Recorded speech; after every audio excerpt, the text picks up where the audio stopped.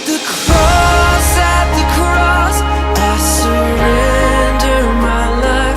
I'm in. All right. So before we get started today, a couple of things. If you have your phone, take your phone out. Check in at Anthony Drive. There's a check-in spot. If you don't want to, it's fine. If you've already done it, kudos. My phone's been blowing up, so I know some of you have. The freest and easiest promotion ever that 99.9% of this town is going to see, Facebook. Please remember that works both ways, though. When you check in on Sunday at Facebook and people see it, remember that they also see what you post on Thursday and Friday when you're not in church. So make sure you're checking in. Also, I want to throw this out there again. If you're not getting the reminders, holler at me. I know Mary sends out the emails with prayer lists, and I try to send those out as well as I get them. But I also sometimes send out just reminders as far as leadership meetings. Sometimes I might find inspirational things from a pastor that I like that I think will bless people. So if you're not getting those, talk with me after service, and I can definitely get you set up. All right. So I don't know where this came from. I'll just tell you that. I told Brother Larry that yesterday I was sitting down with God, and what I thought was going to be the message this week did not end up being, you know how that goes. So I got a good one for Stowaway. I was just about done. I was working on the PowerPoint for the message this week, and God said, "No, we're gonna talk about an issue." And I was like, okay. And I told Larry, I said, I feel bad because I'm not particularly like burdened with it. And it sounds bad, but I'm not a huge, like, this isn't something that I think about daily. And I was laying in our room and I had the Bible open, and it was God just really pressing, going, here's the facts, here's the information, and here's the issue.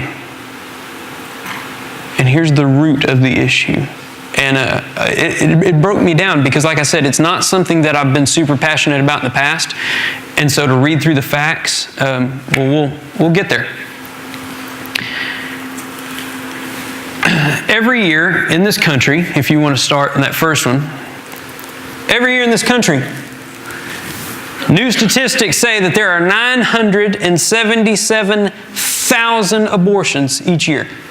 That's in the United States. 977,000. That equals down to 2,676 abortions every day. That's 111 babies an hour. That's 2 every minute. Every 30 seconds, an abortion is performed in this country.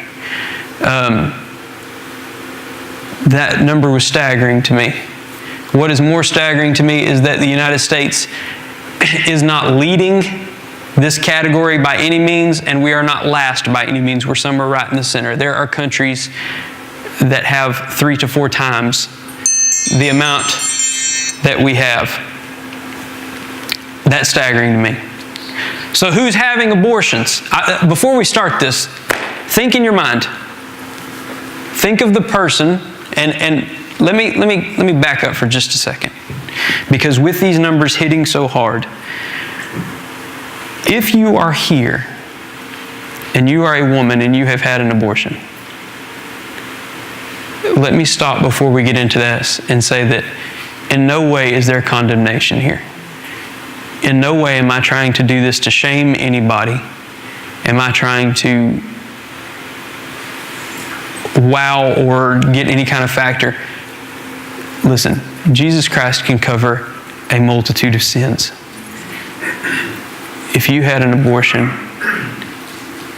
I can't imagine what you've had to deal with every day since then.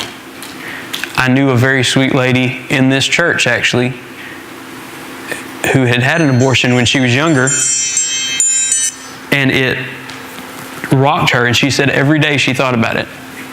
Every day. That it burdened her every day. So if you're here, believe me when I say I'm not doing this to shame you. I'm not going to come at you in any kind of negative light. And I want to offer you grace and peace. And if you'll make it through that, we'll see on the end of this. So in your mind, who's having abortions? Think about the person. Think about, obviously it's a woman, but think about who she is, what she looks like. Okay? Now don't tell anybody, but just in your mind. 50% of everybody having abortions, of ladies having abortions, are younger than 25. That scares me. That scares me. 1/3 of all abortions are girls between 20 and 24 years old. 20 and 24 years old. 20 years old. Anybody in here 20 years old? Anybody? Anybody between 20 and 24? I passed that. Look at us. Oh, okay, Miss Anita in the back. Yay. Okay. What's the biggest decision you've had to make today? Yeah, what color lipstick? That's great.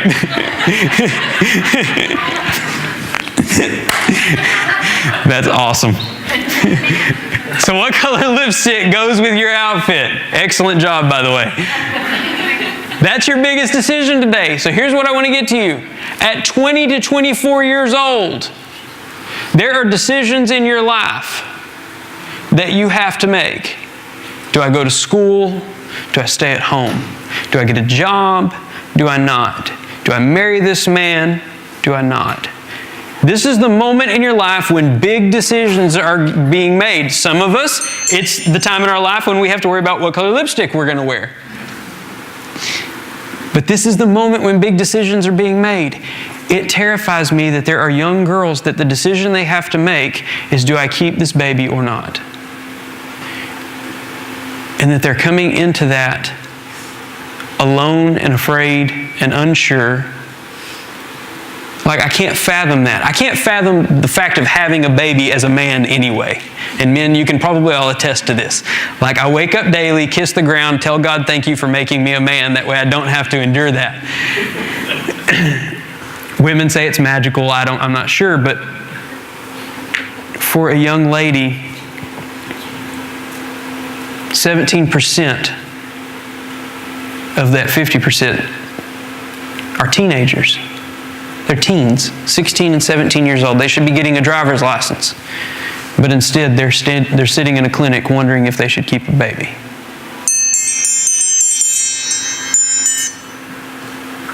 Who's having abortions as far as race?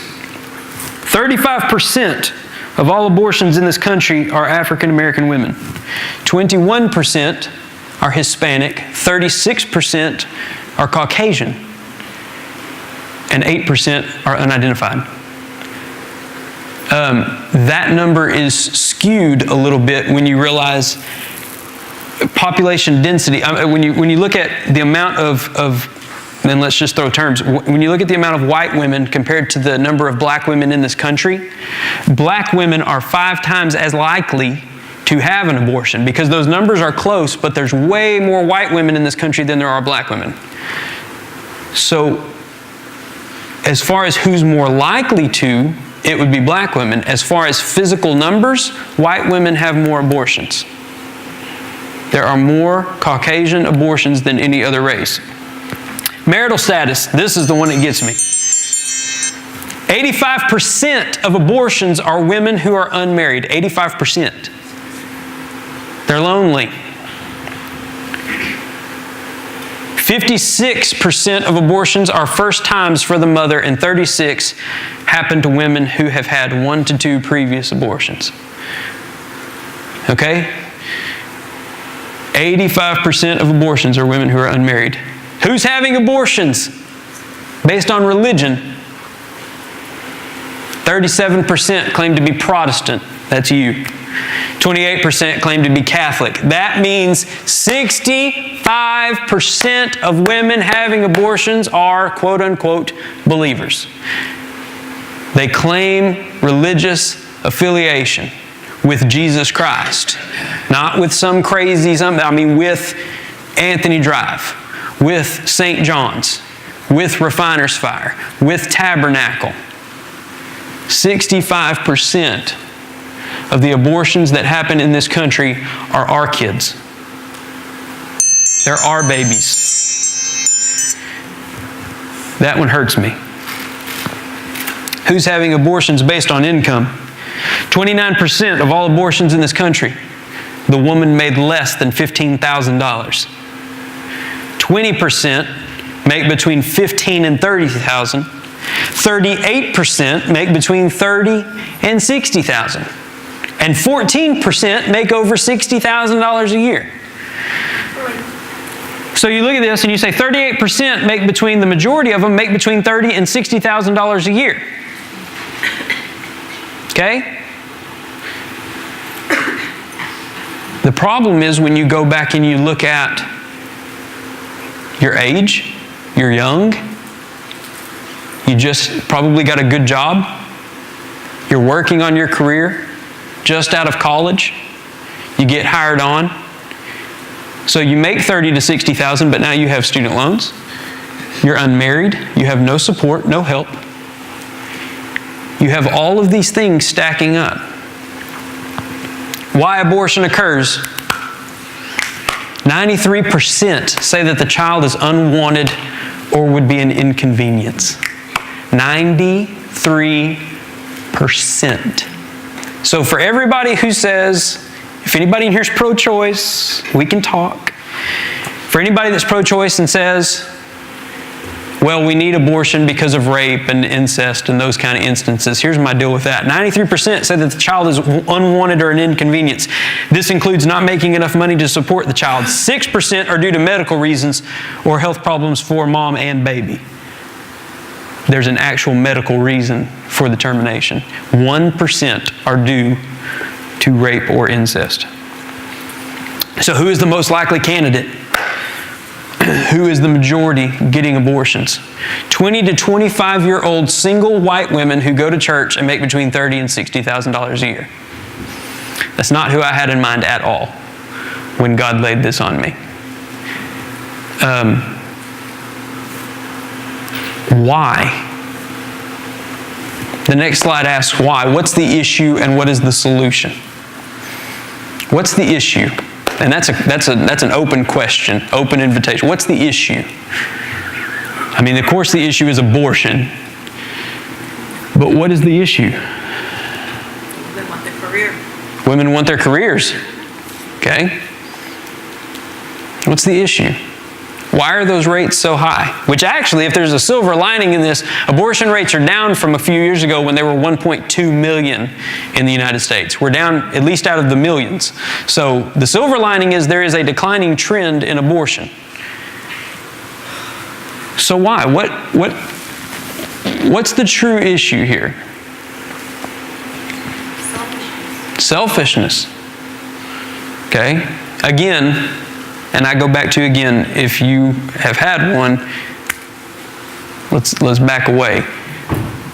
Here's what I'm thinking. Open up your Bibles to 2 Samuel. 2 Samuel chapter 12. I love this story. I will use this story. We will read this story a lot.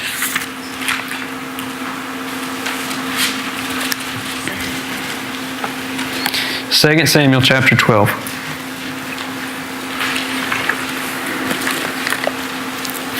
In verse 13, I'll give you a little back history. David is the king. This is the same David that slayed Goliath with a stone. He's run from Saul. He's hid from Saul. They were friends. They were enemies. They were friends. They were enemies. He's now the king. He's taking a walk outside on the rooftop of the palace, and he sees a woman. Anybody know her name? Bathsheba. You know how to remember that? She was taking a bath. Bathsheba, he sees her. He lusts after her. He brings her in. He sleeps with her. She becomes pregnant. Problem is, Bathsheba's married. Her husband is at war. So David calls and says, hey, he needs to come on home for a little bit. So Uriah comes home. David says, here's what you're going to do. You go home. You're a great guy. Go home. You should sleep with your wife. In David's mind, he's thinking, He'll sleep with her. It'll be about the same time. Everything will be good. Uriah, being a man of honor, he goes home and he says, I can't sleep in my comfortable bed while my brothers are out there dying on the battlefield. So he sleeps at the front of his door. David's like, dude, you're killing me. So Uriah goes back to battle. David sends orders that everyone is to retreat, but don't tell Uriah. That's hardcore. Like, that's hate. That's mean. So the commander in the battlefield says, everybody back up! Uriah doesn't get the code, and Uriah is killed. David thinks he's gotten one over, right? There's a prophet named Nathan, and he comes and he rebukes David. He rebukes him for his sin. And he tells him that his baby is going to die. The baby that he has with Bathsheba is going to die because of his sin. Here's the deal. David said to Nathan, I have sinned against the Lord. And Nathan replied, the Lord has taken away your sin. You are not going to die. But because by doing this you have made enemies of the Lord show utter contempt, the son born to you will die. And after Nathan had gone home, the Lord struck the child that Uriah's wife had borne to David, and he became ill. And David pleaded with God for the child. He fasted. He went into his house and he spent nights laying on the ground. And the elders of the house stood beside him to get him up from the ground, but he refused. And he wouldn't eat any food with them. And on the seventh day the child died. And David's servants were afraid to tell him that the child was dead, for they thought, while he was still living, we spoke to David, but he wouldn't listen. How can we tell him that the child is dead? He may do something desperate. And David noticed that his servants were whispering among themselves, and he realized that the child is dead. Is he dead? He asked, and yes, they replied, he's dead. And David got up from the ground and he washed himself. He put on lotions and he changed his clothes. And he went into the house of the Lord and he worshiped. And he went to his own house. And at his request they served him food and he ate. And his servants asked him, why are you acting this way? While the child was alive, you fasted and you wept. But now that the child is dead, you get up and you eat? And I love David's answer. He answered, while the child was still alive, I fasted and I wept. I thought, who knows? The Lord may be gracious to me and let the child live. But now that he is dead, why should I fast? Can I bring him back? I will go to him, but he will never return to me. I thought about this, and pro-choice people would argue this the other way. Pro-choicers would look at this and go, aha! God killed a baby. God killed a baby. God did exactly what you're mad at us for doing. We can get into God's sovereignty and we can argue that, but here's what I want to get into. What I think we're missing, and the reason I think abortion is so prevalent in this country. Listen to this. After Nathan had gone home, the Lord struck the child that Uriah's wife had borne to David, and he became ill. And David pleaded with God for the child. He fasted. He went into the house and he spent nights on the ground. The elders of his household stood beside him to get up from the ground, but he refused to eat any food with him. Here's the problem we have. Life, the sanctity, the beauty of life is not regarded as beautiful anymore. We don't care about each other. And I can put it as point blank as that. We don't care about each other. We have loads of people in this country who are ready to kill police officers because they're police officers. Who say that they hate the police. Who say that the police are the scum of the earth and they use their powers to hurt people and, police brutality. And they stop seeing them as people. They stop looking at it and realizing that the sweet girl that blessed us with the song this morning, her daddy's a police officer. We don't see him as a person, as a father, as a husband. I don't see you for who you are. I see you for what I don't like. I see you for an inconvenience to me. We're selfish. We're selfish. Why are we not training up young boys to man up and take responsibility? Fathers, I'm looking at you. Why are we not training up young boys? Why are we looking at young boys with a smirk on our face and telling them to go sow wild oats? If I ever hear anybody in this church utter that phrase, I hate that phrase. Just go sow your wild oats. Guess what? Those wild oats are being aborted. Stop it. Those wild oats are at home trying to sleep in one bed all together with a struggling single mama. Stop it. Husbands, fathers, teach young boys. I don't even care if they're your young boys. I don't care. One of the greatest moments ever in any movie, and if you've seen the movie, you'll know what I'm talking about. There's a movie called Secondhand Lions. And there's a group of young kids, they're teenagers, and they come into the convenience store and they're planning on beating up the old man.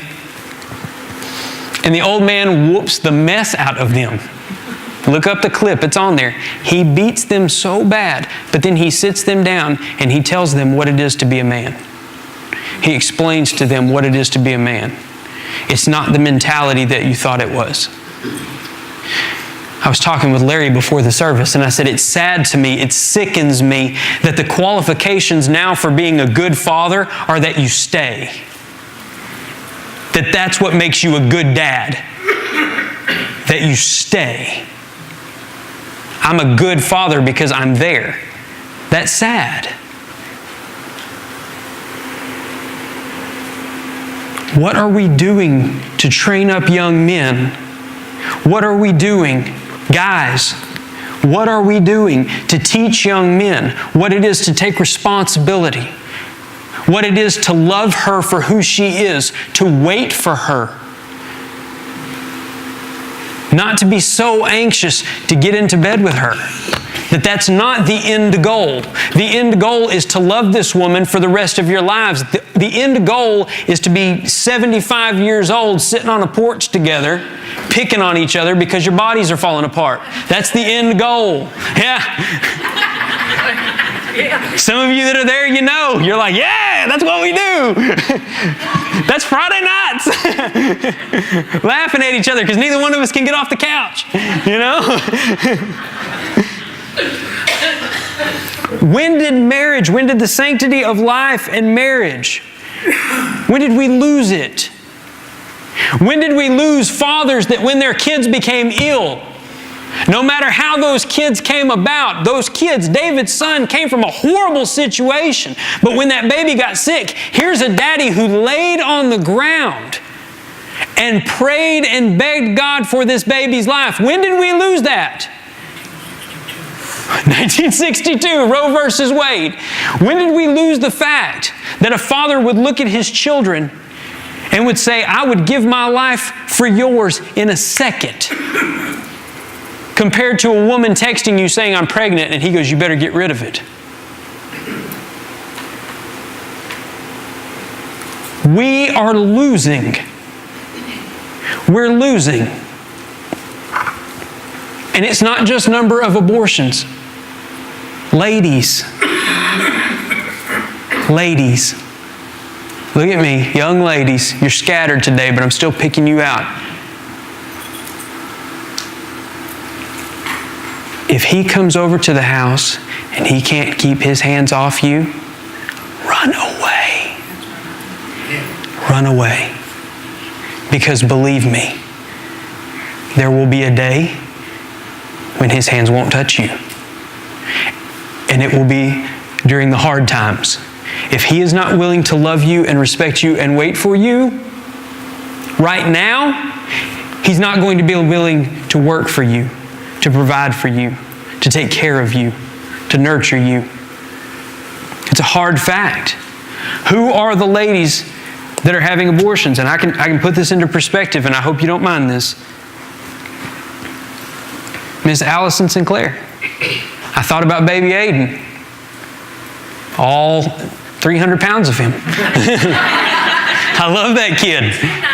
$2.99. I love that kid. And I love that young lady. We grew up in this church together. She had a choice, and I don't think she did. Her daddy wouldn't let her make that. But here's the thing. She is the statistical. She's going to school. She fits in the age group. She fits in the denomination. She fits in all the characteristics. Everything that says you are a prime candidate. And you have a girl who says, I don't care how hard it's going to be. I'm going to be a mother. Listen, we have lost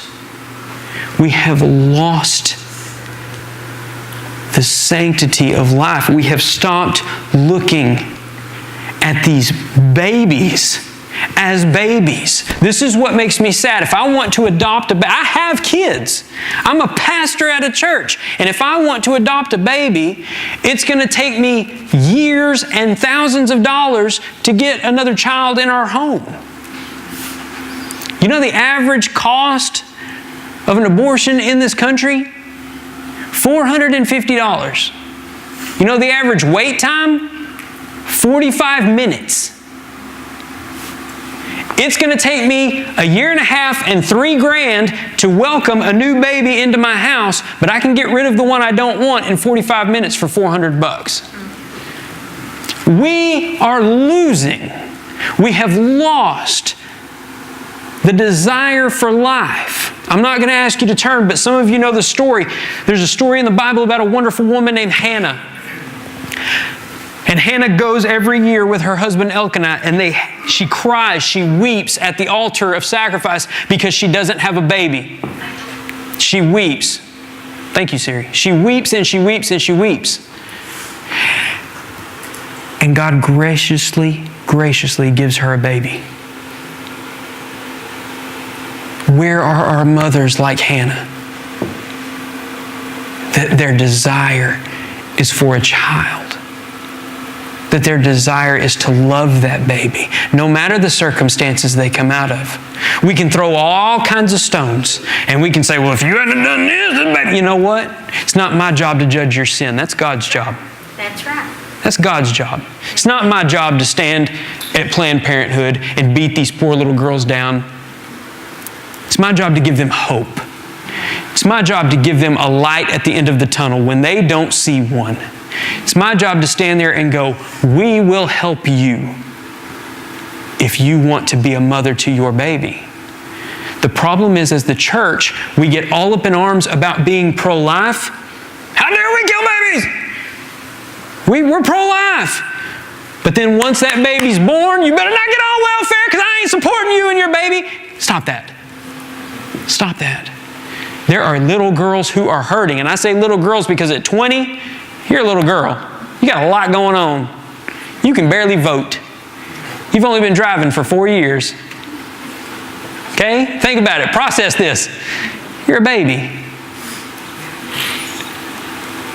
Some of us got married at 20. Some of us had kids at 20. And we look back and go, what in the world were we thinking? I look back at pictures of myself when we brought Lily home, and I'm like, I had no idea. I was a child. I'm like, I had no idea what I was doing. I'm still a child. We have got to train up. We've got to train up our young boys to be leaders, to be men. We've got to train up our young ladies to preserve life. We've got to teach them to wait, abstinence. If you don't know that word, get acquainted with it. Waiting for one another. God gave, excuse the language, God gave sexual relations as a beautiful gift to marriage. And just like we do with everything else, we have taken something that God deemed as beautiful and we have corrupted it to the point that now we're looking at terminated babies. 2 Timothy 3:3 in the New Testament. 2 Timothy. If you don't know where that is, it's right after 1 Timothy. That's a preacher joke. And I'm laughing, but I'm having trouble finding it myself. 2 Timothy 3:3.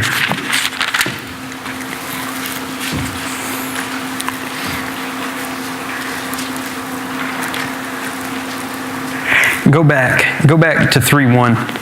It's not that far of a leap. Paul is writing to Timothy. Paul is the Apostle Paul, and Timothy is basically his understudy. He's basically his student. And Paul's writing this, and he's giving Timothy all these tips and all these things that he needs to know. And he says, "But mark this, that there will be terrible times in the last days. People will be lovers of themselves, lovers of money, boastful, proud, abusive, disobedient to their parents, ungrateful, unholy." This is the one right here. "Without love, unforgiving, slanderous, without self-control, brutal, not lovers of good, treacherous, rash, conceited, lovers of pleasure rather than lovers of God, and having a form of godliness, but denying its power." Have nothing to do with Him.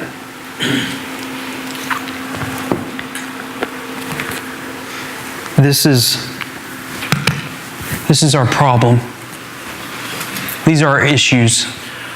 Our issues is that there is a mentality that church people are old and we are stuffy and we act like we're too good. We walk around with our noses up to the rest of the world. But here's my issue. I'm not old. I don't know that I'm stuffy. I don't know that I walk around acting like I'm too good, but Paul 2,000 years ago hit the nail on the head with every swing of the hammer on this. He says, Timothy, as things go on, they're just going to get worse. People's attitudes are going to shift. People's attitudes are going to change. Instead of Mary in a field being told that she's going to be born a child and she will name him Jesus, and Joseph being told that this has to happen and him coming along and being a good father, instead of those things, we're going to have people that are doing things for pleasure and then aborting the consequence. Mark this. People will be lovers of themselves, lovers of money, boastful, proud, abusive, disobedient, ungrateful, unholy, without love, unforgiving, slanderous, without self-control, brutal, not lovers of good, treacherous, rash, conceited, lovers of pleasure rather than lovers of God, having a form of godliness but denying its power, have nothing to do with Him. They are the kind who worm their way into homes and gain control over weak-willed women. Oh, sound familiar? Who are loaded down with sins and are swayed by all kinds of evil desires, always learning but never able to acknowledge the truth. Unfortunately, that sounds like quite a bit of our high school population. That sounds like quite a bit of our college population. Right? You go to college, what'd you go to college for? Kinesiology. Yeah. Christian studies. You talk to people outside of these walls and you go, did you go to college? Yeah. What'd you go for? Parties. Where'd you go? SFA. Why? Because it's a party school. I mean, believe me. They'll tell you. I went for pleasure. I'm doing this for pleasure. Everything I do is controlled by pleasure. Guys, the solution here, and this is going to sound so old to some of you, but it's the wisest words I have to offer. Stop living your life to please yourself. Stop living your life for pleasure. Now, that doesn't mean you cannot find pleasure in your life. I find pleasure in my children. I find pleasure in my wife. I find pleasure in serving God. What it means is the things that you find that pleasure you, that are destructive, stop. Stop seeking pleasure.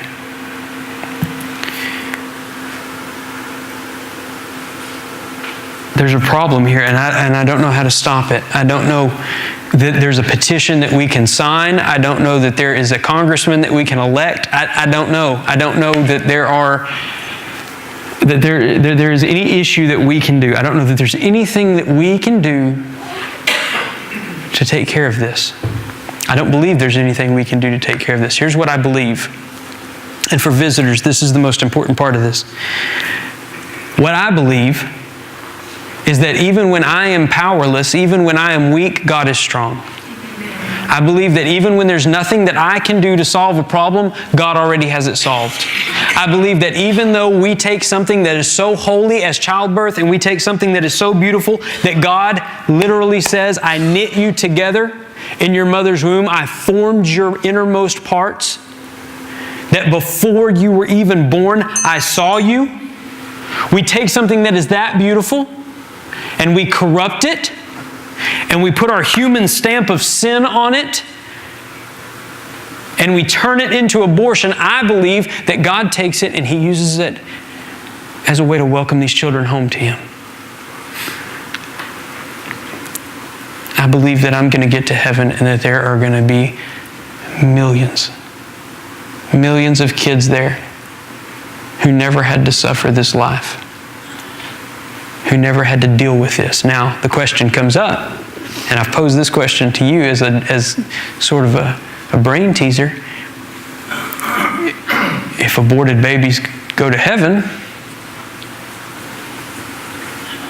why not just abort all babies? That way everybody goes to heaven. The logic there is stupid. I just wanted to throw that out there because somebody at the end of the day will be like, wait a minute. The logic there is flawed because, number one, God says that He hates anyone who sheds innocent blood. He hates it. Number two, you never know what that baby could have grown to be. I'm thankful my mom didn't give me up.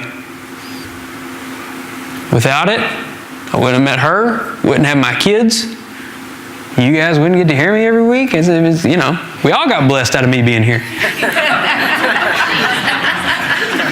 And there's humility to boot. I'm thankful. I'm thankful that you guys are all here. I'm thankful that my friends that are here are here. I couldn't imagine if they weren't. So here's what I'm getting at. Please don't think by any means that this church is condoning that abortion. Please don't think by any means that I look at this in a lighthearted way. I want us to help. I need us to be a part of a solution, not a problem. I need us to be a part of the fix. And if the fix is that we help young girls that we don't know take care of babies that we don't know, then guess what? We're going to take care of young girls and help babies that we don't know. And if we never see them again, that's fine. That's fine.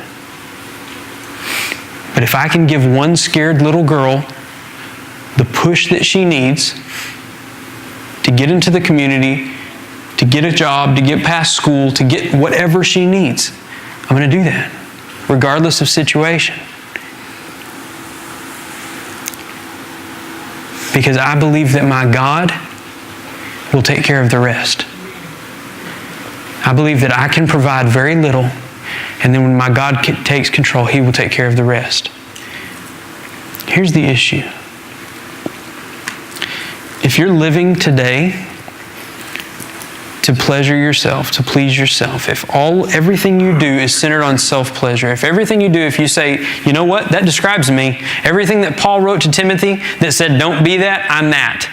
I'm rash. I'm a lover of money. I'm conceited. I'm hateful.